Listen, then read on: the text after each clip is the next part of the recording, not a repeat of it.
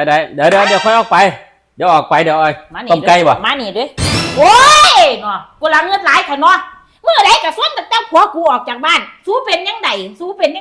ผัวกูไปสักคนนึงนี่มันไม่เป็นแต่อยู่จังน้อยเลยติ